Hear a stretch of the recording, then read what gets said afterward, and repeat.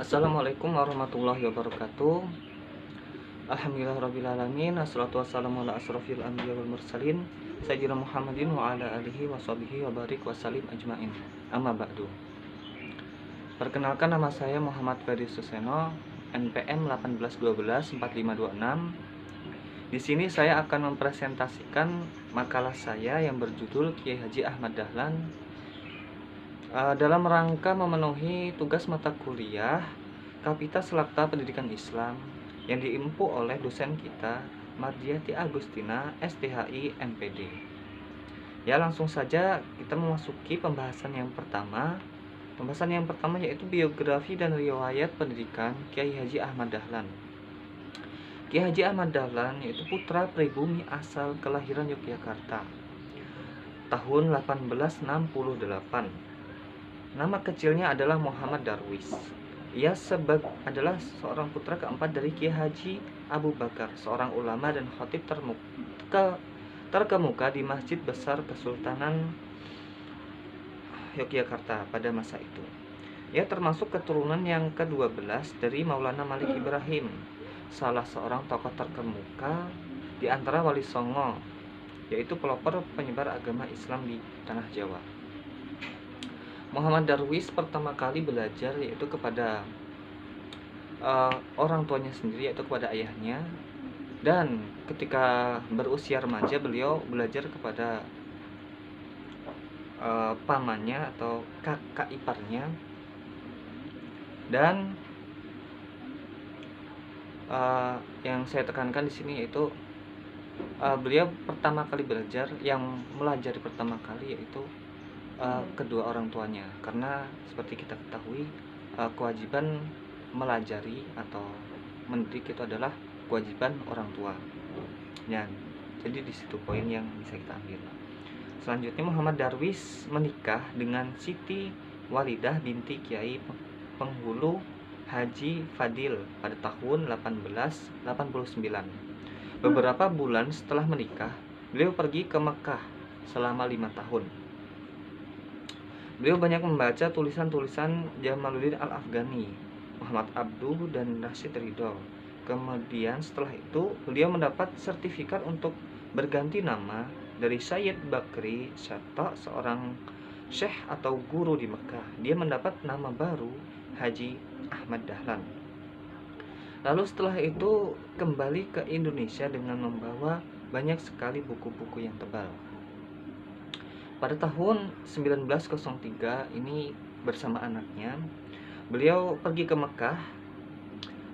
Beliau berguru langsung kepada ulama-ulama Mekah yang berasal dari Indonesia yang ia temui di sana, seperti Syekh Ahmad Khatib dari Minangkabau, Kiai Mahsuf dari Termas, Kiai Muhtaram dari Banyumas, Kiai Asy'ari dari Bawean. Sewaktu di Mekah, Kiai Haji Ahmad Dahlan berteman baik dengan Kiai Nawawi dari Banten, Kiai Mas Abdullah dari Surabaya, dan Kiai Fakih dari Mas Kamambang.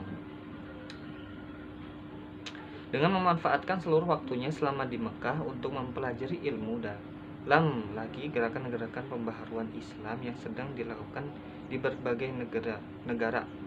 Bukan hanya kepada ulama-ulama yang berasal dari Timur Tengah saja, Kiai Haji Ahmad Dahlan juga belajar kepada Ali Sorkati, seorang ulama keturunan asal Sudan, dan juga Pencetus Al-Irsyad yang sudah sejak lama tinggal di Jawa.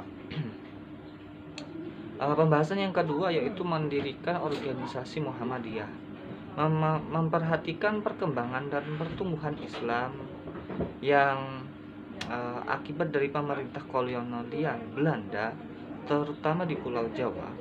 Kiai Haji Ahmad Dahlan sangat memperhatikan keadaan umat Islam pada saat itu, yaitu adanya keterbelakangan dan kebodohan, kemiskinan, lemahnya sistem pendidikan sehingga tidak mampu menandingi misi kaum zindik maupun orang-orang Kristen. Dinilai tidak mampu menghadapi tantangan zaman karena lemahnya berbagai bidang kehidupan. Nah, ini latar belakang Untuk itu beliau sebagai seorang mu'alim merasa terpanggil untuk dipertahankan sistem dari abad-abad permulaan Islam sebagai suatu sistem yang benar dan bebas dari unsur-unsur bid'ah, berusaha membangun kembali agama Islam dalam yang dilaksanakan pada sendi ajaran yang benar, yakni sejalan dengan Al-Quran dan hadis. Melihat kondisi umat Islam yang pada waktu itu cukup kritis, terutama menyangkut ilmu pengetahuan baik agama maupun umum, sehingga Kiai Haji Muhammad Dahlan terdorong untuk mendirikan organisasi yang kemudian dinamakan Muhammadiyah. Organisasi ini berdiri pada tanggal 8 Zulhijjah pada tahun 1330 Hijriah. Ada beberapa latar belakang Haji Ahmad Dahlan mendirikan perkumpulan Muhammadiyah, yaitu 1. Umat Islam tidak memegang tuntunan Al-Quran dan hadis Nabi. B. Keadaan umat Islam sangat menyedihkan sebagai akibat penjajahan. Yang C. Kegagalan institusi pendidikan Islam untuk memenuhi tantangan zaman sebagai akibat dari misionarisasi diri. Yang D. Persatuan kesatuan umat Islam menurun sebagai akibat lemahnya organisasi Islam yang ada. Yang E. Munculnya tantangan dari kegiatan misi dan zending yang dianggap semacam masa depan umat Islam.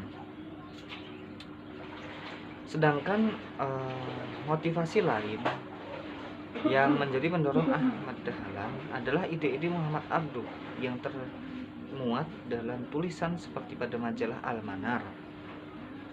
Majalah ini juga menjadi salah satu bacaan Ahmad Dahlan, terutama setelah kembali dari Mekah. Perkumpulan Muhammadiyah berusaha mengembalikan ajaran Islam kepada sumber aslinya, yaitu Al-Quran dan Al-Hadis, seperti yang diamalkan oleh Rasulullah SAW. Itulah sebabnya tujuan organisasi ini adalah meluaskan dan mempertinggi pendidikan agama Islam secara modern, serta memperteguh keyakinan tentang agama Islam sehingga terwujudlah masyarakat Islam yang sebenar-benarnya.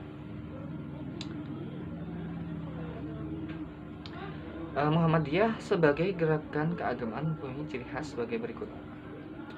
Muhammadiyah sebagai gerakan Islam. Muhammadiyah dalam melaksanakan dan memperjuangkan keyakinan dan cita-cita organisasinya berasaskan Islam. Menurut Muhammadiyah bahwa dengan Islam bisa dijamin kebahagiaan yang hakiki, hidup di dunia dan akhirat, material dan spiritual. Muhammadiyah sebagai gerakan dakwah untuk mewujudkan keyakinan cita-cita Muhammadiyah yang berdasarkan Islam, yang amar ma'ruf nahi munkar. Yang C. Muhammadiyah sebagai gerakan tajrid. Usaha-usaha yang dirintis oleh dilakukan menunjukkan bahwa Muhammadiyah selalu berusaha memperbaharui dan meningkatkan pemahaman Islam secara rasional sehingga Islam lebih mudah diterima dan dihayati oleh segenap lapisan masyarakat. Pokok pemikiran Kiai Haji Ahmad Dahlan dalam buku karangan R. Haji Rajid terhimpun di dalam 7 kerangka pemikiran, yaitu yang pertama, ulama adalah orang yang berilmu dan hatinya hidup kreatif serta mengembangkan ilmunya dengan ikhlas. Jiwa ikhlas dilukiskan sebagai seorang yang mengerti hakikat hidup dan dunia. Yang B. Untuk mencari kebenaran, seseorang tidak boleh merasa benar sendiri. Oleh karena itu, orang yang tersebut harus berani berdialog dan berdiskusi dengan semua pihak, walaupun dengan orang golongan yang berperang dengan dan berbeda pendapat. Bersedia merubah pemikiran dengan sikap terbuka. Sikap demikian menjadi seseorang selalu berusaha memperbaharui, memikirkan dan menyelidiki tindakan dan pikiran yang sudah biasa dilakukan. Yang D.